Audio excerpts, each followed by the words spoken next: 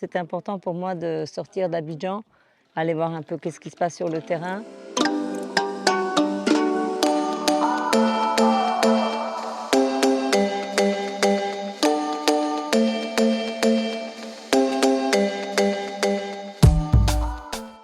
L'ambassadrice de l'Union européenne en Côte d'Ivoire, Francesca Di Moro, était en visite à l'intérieur du pays du 24 au 26 novembre. La première étape de cette tournée a démarré à Yamoussoukro, où la diplomate a suivi l'état d'avancement du projet Marigot. Financé à hauteur de 2 millions d'euros, le projet Marigot est un projet de recherche-action qui propose de développer des interactions à bénéfice réciproque entre les acteurs des territoires périurbains d'une part et d'autre part entre les maraîchers et éleveurs.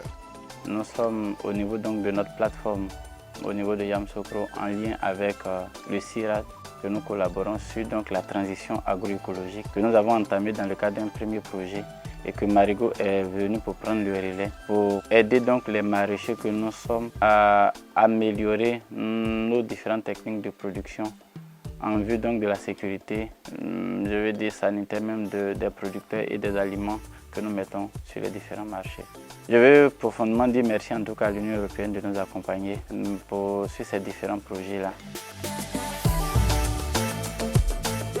J'ai des amis au village, elles apprécient ce que je fais parce qu'en pratiquant l'agroécologie, moi-même je ne m'intoxique pas. Il y a beaucoup qui vont adhérer parce que ça a moins coût. Même si on peut payer le transport, ça a moins coût par rapport aux intrants chimiques. L'objectif du projet Marigot, c'est d'essayer de fédérer le plus possible les différents acteurs qui travaillent autour de la filière maraîchère. La NADER est bien évidemment, comme le CNRA, des acteurs incontournables, à la fois pour la formation et puis pour la recherche, autour des problèmes que rencontre la production maraîchère. On va s'intéresser à la santé des sols, aux difficultés auxquelles rencontrent les maraîchers, et puis aussi sur les activités aussi post-récolte, des problèmes de transport, et puis aussi de trouver ensemble des solutions qui seront adaptées à chaque situation que rencontreront les producteurs dans les territoires. C'est important pour moi de sortir d'Abidjan, aller voir un peu qu'est-ce qui se passe sur le terrain.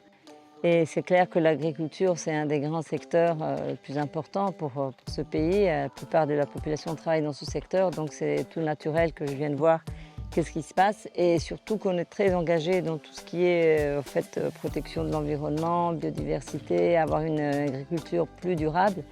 Donc ce projet Marigot qui prêche l'agroécologie était naturellement un des projets à visiter. Ça c'est un peu un projet pilote, mais l'idée c'est de passer à l'échelle et donc d'augmenter nos appuis aussi dans ce secteur.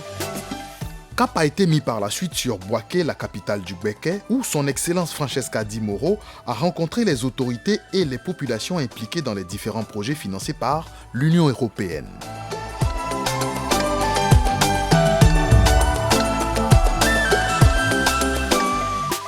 Ce que j'ai trouvé, c'est vraiment, ce sont des communautés très engagées parce que le but et un des objectifs, c'était de parler de changement climatique et de l'impact que ça a sur les populations. Et j'ai trouvé donc des jeunes, des femmes, mais une population en général très engagée et ça, c'est très positif.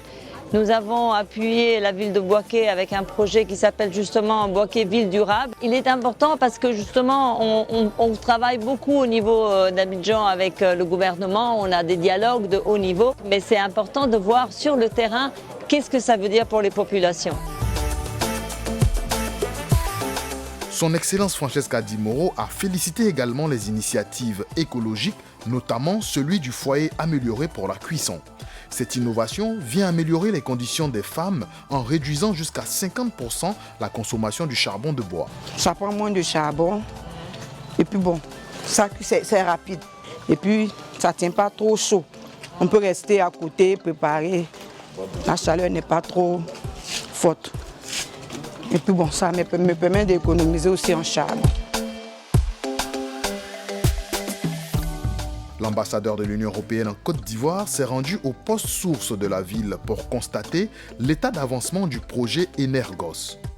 Financé à près de 23 millions d'euros, le projet Energos vise à renforcer, réhabiliter et étendre le réseau électrique de Bouaké en vue d'augmenter le taux d'accès à l'électricité et à améliorer la qualité de la distribution de l'électricité dans la ville.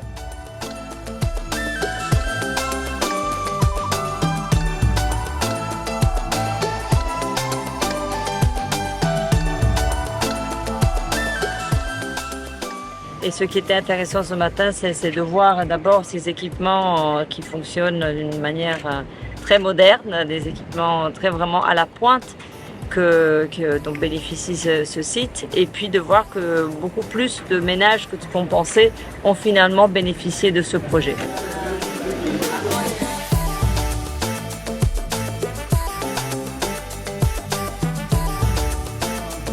La grande famille Midiwen c'est agrandi. Si on arrive à faire ça, c'est qu'il y a beaucoup, mais vraiment beaucoup de gens.